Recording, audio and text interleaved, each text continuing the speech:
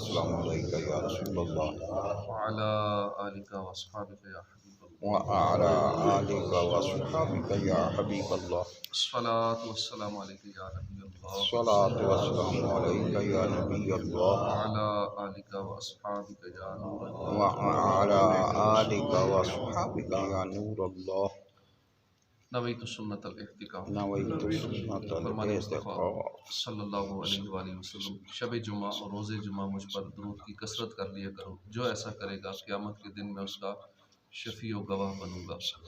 صلو علی الحبیب صلی اللہ تعالی علی محمد صلی اللہ علیہ وآلہ وسلم۔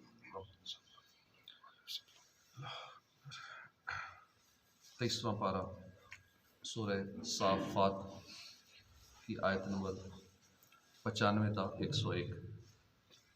اعوذ باللہ من الشیطان الرجیم، بسم اللہ الرحمن الرحیم۔ قال اتعبدون ما تنحتون واللہ خلقکم وما تعملون قالوا ابنوا له بنيانا فألقوه في الجحيم فأرادوا به كيدا فجعلناهم الأسفلين وقال إني ذاهب إلى ربي سيهدين رب هب لي من الصالحين فبشرناه بغلام حلیم۔ اللہ کے نام سے شروع، جو نہایت مہربان رحمت والا۔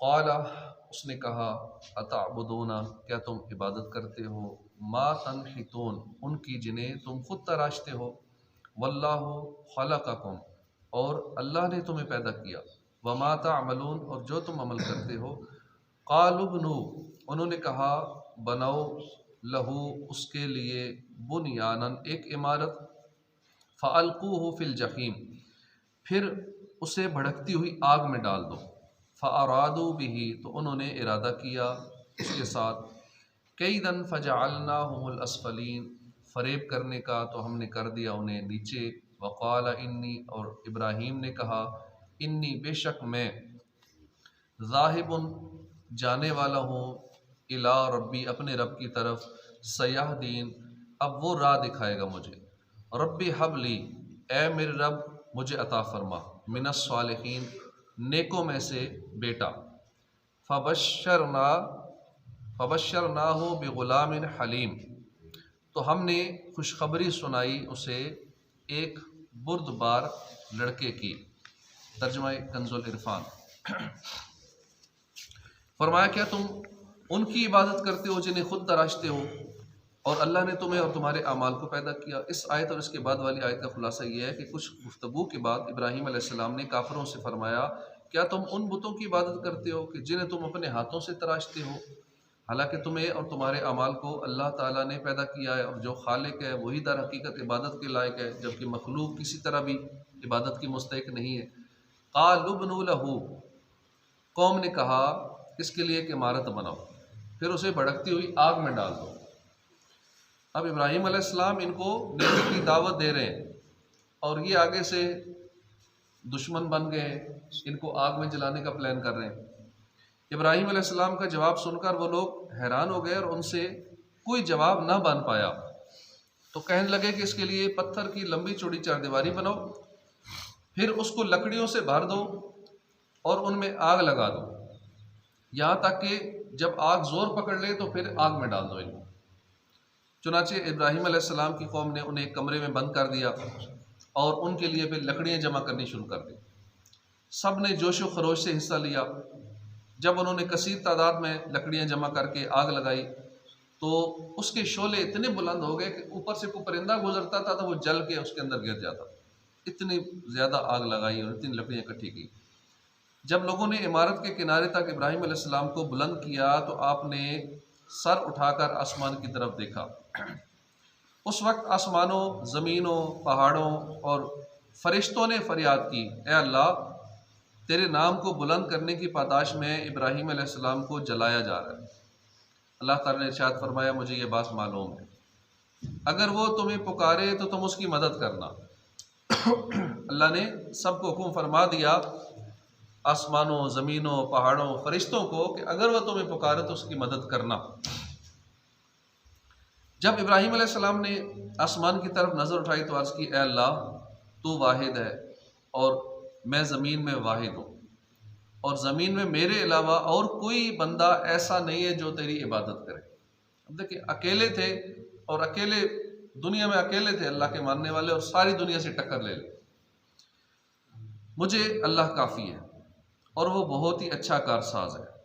تب اللہ پاک نے حکم فرمایا، یا نار کونی بردم و سلامن علی ابراہیم، اے آگ ابراہیم پر ٹھنڈی اور سلامتی والی ہو جاؤ۔ اس واقعے کی بعض تفصیل سورہ انبیاء کی آیت نمبر 68 کی تفسیر میں گزر چکی ہے۔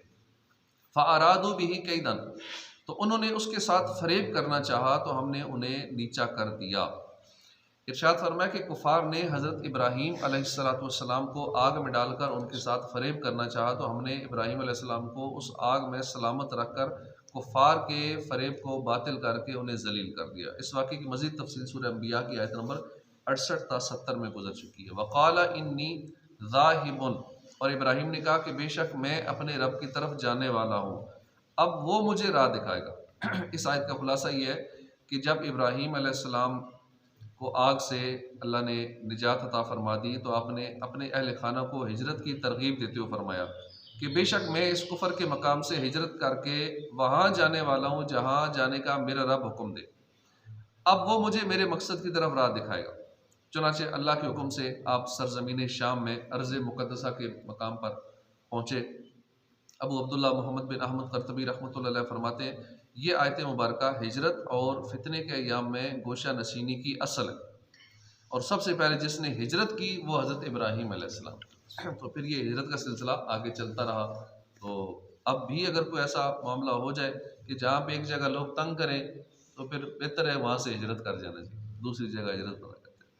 اور حضرت ابو سعید خدری رضی اللہ عنہ سے روایت ہے، حضور اقدس صلی اللہ علیہ وآلہ وسلم نے فرمایا قریب ہے کہ مسلمان کا بہترین مال اس کی بکریاں ہوں گی جن کے پیچھے وہ پہاڑوں کی چوٹیوں اور چٹیل میدانوں میں اپنے دین کو فتنوں سے بچانے کی خاطر بھاگتا پھرے گا۔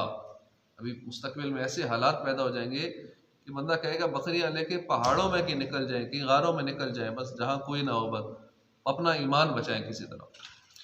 اس آیت سے معلوم ہوا کہ اللہ تعالیٰ کو راضی کرنے کے لیے کہیں جانا یہ اللہ کی طرف جانا ہے، کیونکہ حضرت ابراہیم علیہ السلام ہجرت کر کے شام کی طرف تشریف لے گئے تھے، لیکن آپ نے فرمایا کہ میں اپنے رب کی طرف جانے والا ہوں۔ تو اللہ کی خاطر، عبادت کی خاطر، ایمان بچانے کی خاطر جب بندہ ہجرت کرتا ہے تو وہ ایسا کہ جیسے وہ اللہ کی طرف جا رہا ہے۔ ربی حب لی من الصالحین، اے میرے رب مجھے نیک اولاد عطا فرما۔ تو ہم نے اسے ایک بردبار لڑکے کی خوشخبری سنائی۔ ابراہیم علیہ السلام جب ارض مقدسہ کے مقام پر پہنچے تو اس وقت آپ کے پاس اولاد نہیں تھی، چنانچہ آپ نے اللہ سے دعا کی، اے میرے رب مجھے نیک اولاد عطا فرما جو کہ دین حق کی دعوت دینے اور تیری عبادت کرنے پر میری مددگار ہو، اور پردیس میں مجھے اس سے انسیت حاصل ہو۔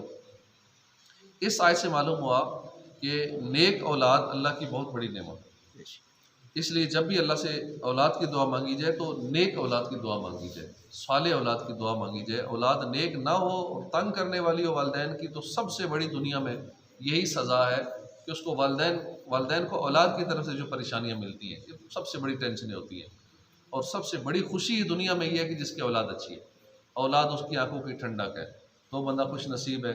ورنہ پھر یہی بہت بڑی سزا ہے کہ اولاد ہی اسے اتنا تنگ کرے، باہر جتنی بھی بندے کی عزت ہو، جتنا کچھ بھی ہو، ساری سہولتیں ہوں، لیکن اولاد کی طرف سے پریشانی ہوتی ہے، بہت بڑی دنیا میں سزا ہے۔ نیک اولاد کی دعا مانگنی چاہیے۔ اللہ تعالیٰ نے کامل ایمان والوں کا ایک وصف یہ بیان فرمایا ہے کہ وہ نیک، صالح اور متقی بیویوں اور اولاد کی دعا مانگتے ہیں تاکہ ان کے اچھے عمل دیکھ کر اللہ تعالیٰ اور اس کے پیارے حبیب صلی اللہ علیہ وسلم کی اطاعت دیکھ کر ان کی آنکھیں ٹھنڈی ہوں، دل خوش ہوں۔ اب نیک بیوی کو بھی دعا مانگنی چاہیے، جن کی شادی نہیں ہے کہ اللہ نیک بیوی عطا فرما، نیک اولاد عطا فرما۔ بیوی بھی نیک نہ ہو تو بھی ٹینشن، اب بندہ خود دینی ذہن کا ہے، نیک پرہیزگار ہے، بیوی بے نمازی مل گئی، گناہ کرنے والی بھی، کتنی بڑی مصیبت اس کے لیے، ہر وقت ٹینشن میں رہے گا۔ والذین یقولون ربنا ھب لنا من ازواجنا وذریاتنا قرۃ اعین واجعلنا للمتقین اماما، یہ دعا بھی مانگتے رہنا چاہیے۔ اور وہ جو عرض کرتے ہیں اے اللہ، اے ہمارے رب، ہماری بیویوں اور ہماری اولاد سے ہمیں آنکھوں کی ٹھنڈک عطا فرما اور ہمیں پرہیزگاروں کا پیشوا بنا۔ یہ دعا کوشش کریں یاد بھی ہو جائے اور اکثر یہ مانگتے رہنا چاہیے۔ فبشر نہ ہو تو ہم نے اسے خوشخبری سنائی۔ اس آیت میں ابراہیم علیہ السلام کو 3 بشارتیں دی گئیں۔ ان کے ہاں جو اولاد ہوگی وہ لڑکا ہوگا، وہ بالغ ہونے کی عمر کو پہنچے گا اور وہ عقلمند اور بردبار ہوگا۔ اللہ تعالیٰ نے ابراہیم علیہ السلام کو حلیم اور بردبار لڑکے کی بشارت دی، اور ابراہیم علیہ السلام خود بھی حلیم تھے۔ ان ابراہیم لَأَوَّاهٌ حلیم، بے شک ابراہیم بہت ہی آہوزاری کرنے والا، بہت برداشت کرنے والا تھا۔ اور فرمایا ان ابراہیم لحلیم اواہ منیب، بے شک ابراہیم بڑے تحمل والا، بہت آہیں بھرنے والا، رجوع کرنے والا ہے۔ اس آیت سے معلوم ہوا کہ اللہ تعالیٰ کے مقبول بندوں کو علوم خمسہ کی خبر دی جاتی ہے، کیونکہ بیٹے کی ولادت سے پہلے اس کی خبر دے دینا علم غیب بلکہ ان 5 علوم میں سے ہے جن کے علم کا اللہ کے پاس ہونا بطور خاص قرآن میں مذکور ہے۔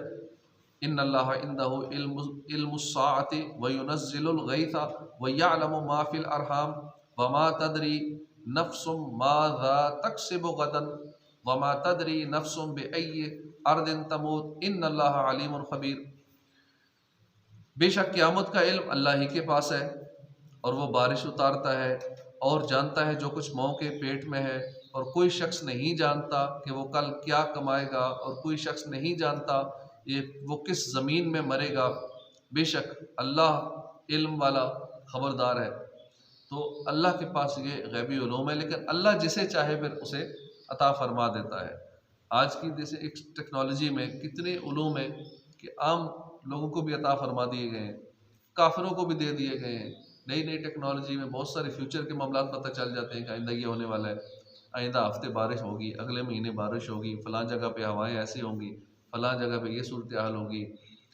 تو یہ ساری معاملات اب پہلے سے پتہ ہوتے ہیں۔ ماں کے پیٹ میں کیا ہے یہ پہلے سے ابھی الٹرا ساؤنڈ کے ذریعے پتہ چل جاتا ہے کہ بیٹا یا بیٹی ہے۔